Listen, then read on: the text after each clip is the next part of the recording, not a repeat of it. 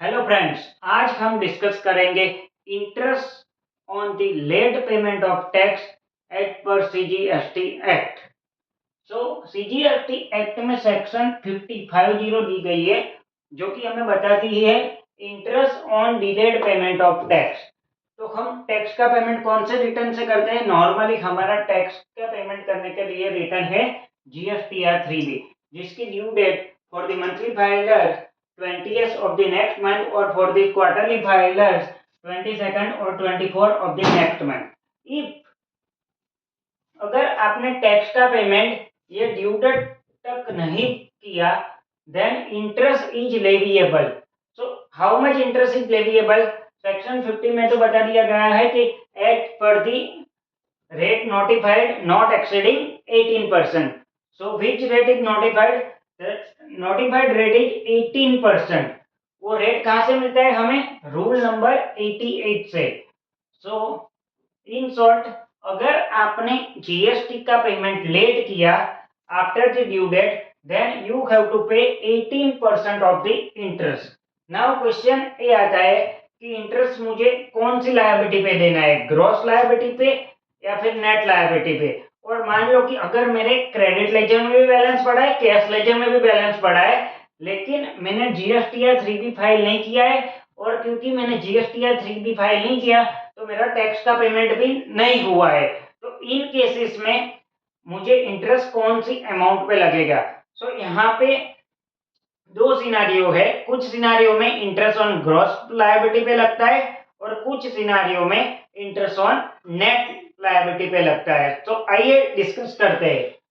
सो हम एक एग्जांपल से समझते हैं। This is my IGST, CGST and SGST.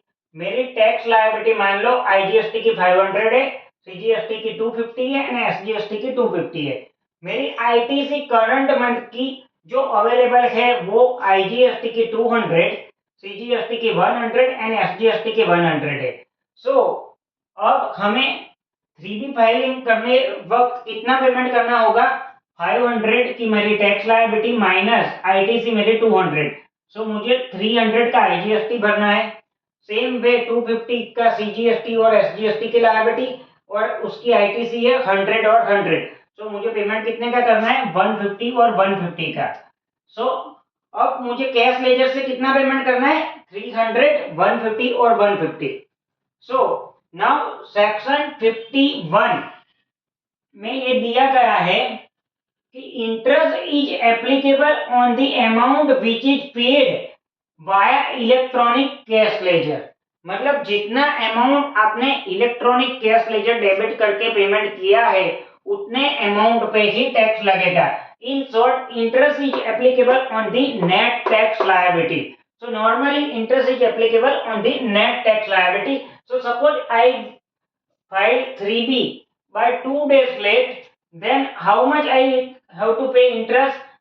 So I have to pay 18% of the interest on this amount, that is 200, 300 IGST, 150 CGST and 150 SGST. Now one thing is need to clarify that rule number 88 is also amended. Rule number 88B, sorry, उसमें एक proviso insert किया है। Rule number 88B 1 में एक proviso insert किया है। उस proviso में बताया गया है कि अगर आपके कैश लेजर में बैलेंस पड़ा है as on the due date of filing the GSTR 3B, लेकिन आपने जीएसटीआर 3B लेट भरा, अगर आपके कैश लेजर में जितना भी बैलेंस पड़ा है on the due date of filing the return, और सेम बैलेंस अगर उसी दिन पड़ा है जिस दिन आपने जीएसटीआर 3B फाइल किया via debiting the electronic cash ledger, अगर उतना के उतना बैलेंस ही पड़ा है तो उतने पोर्शन पे आपको इंटरेस्ट नहीं देना है। यह proviso to the rule number 88B 1 में दिया गया है। सो मान लो कि मेरे इलेक्ट्रॉनिक कैश लेजर में मुझे 300 का आईजीएसटी, 150 का सीजीएसटी और 150 का एसजीएसटी का पेमेंट करना था कैश लेजर से, और मेरे कैश लेजर में as on the 20th of the next month मान लो कि मेरा बैलेंस है 100 CGST, sorry 100 IGST 50 CGST and 50 SGST। So मुझे नेट पेमेंट कितना करना है, 200, 100 एंड 100। तो अगर मैं 20 की जगह अगर 25th को रिटर्न फाइल करता हूँ और मैं 25th को टैक्स का पेमेंट करता हूँ, तो मुझे इंटरेस्ट कौन सी अमाउंट पे देना है, मुझे इंटरेस्ट देना है on this amount, that is 200 IGST, 100 CGST and 100 SGST, subject to condition that on the 25th the electronic cash ledger में ये बैलेंस होना चाहिए बिफोर फाइलिंग माई GSTR 3B, और यही balance on the due date of filing GSTR 3B होना चाहिए, तो ही ये इंटरेस्ट लागू नहीं होगा। So I hope you will understand that interest is normally applicable on your net tax liability, that is your tax liability less ITC, और उसके बाद भी अगर आपके due date of filing GSTR 3B में अगर कोई भी कैश बैलेंस है तो वो कैश बैलेंस को भी लेस करना है, उसके बाद जो अमाउंट बचेगी उस पे आपको इंटरेस्ट देना पड़ेगा in case you are making the payment late by the due date. Now next thing is interest on gross tax liability. अब कौन कौन से केसेस है जिसमें आपको इंटरेस्ट ग्रॉस टैक्स लायबिलिटी पे देना है। Normally on the net tax liability interest is leviable, but दो केसेस ऐसे हैं जिसमें आपको इंटरेस्ट ग्रॉस टैक्स लायबिलिटी पे देना है। तो पहला केस है कि अगर आपकी आउटपुट सप्लाई है, आउटवर्ड सप्लाई, मान लो कि आपकी आउटवर्ड सप्लाई जून मंथ की है और आपने जून मंथ के रिटर्न में वो आउटपुट सप्लाई नहीं दिखाई, बल्कि वो आउटपुट सप्लाई आपने दिखाई in the month of July, then in that cases you have to pay interest on gross tax liability। आइए समझते हैं उसे एग्जांपल से। सपोज मेरा जून मंथ का बिल नंबर 225 था, उसमें मैंने 100 का सेल्स किया था और उसमें 18% आईजीएसटी के हिसाब से 18 रुपीस मुझे आईजीएसटी का पेमेंट करता है।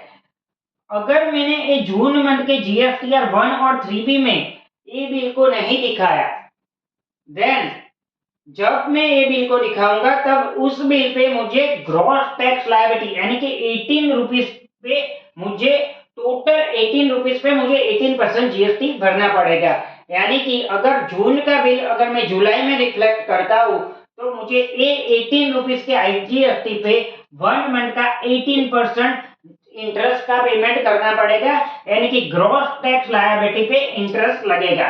नाउ सेकंड केस, ये तो हो गया पहला केस। नाउ सेकंड केस क्या है, अगर एसएससी मतलब कि टैक्सेबल पर्सन पे कोई भी प्रोसीडिंग इनिशिएट हो गई है, प्रोसीडिंग अंडर सेक्शन 73, 74 और 74A, और प्रोसीडिंग इनिशिएट हो जाने के बाद अगर वो रिटर्न फाइल करता है तो उन केस में उसको ग्रॉस टैक्स लायबिलिटी पे इंटरेस्ट देना पड़ेगा।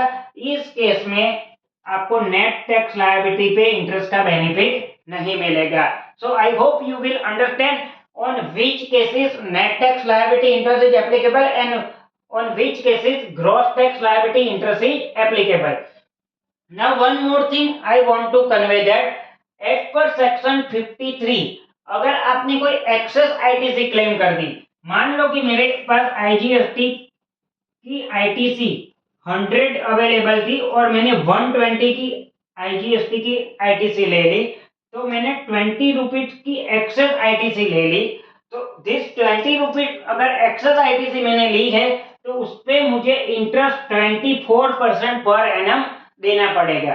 ठीक है, अगर एक्सेस आईटीसी क्लेम की है तो 24% पर एनम इंटरेस्ट लगता है, और अगर लायबिलिटी के पेमेंट करने में डिले हुआ है तो 18% इंटरेस्ट लगता है, subject to the cases gross tax liability as well as the net tax liability। I hope you will understand this.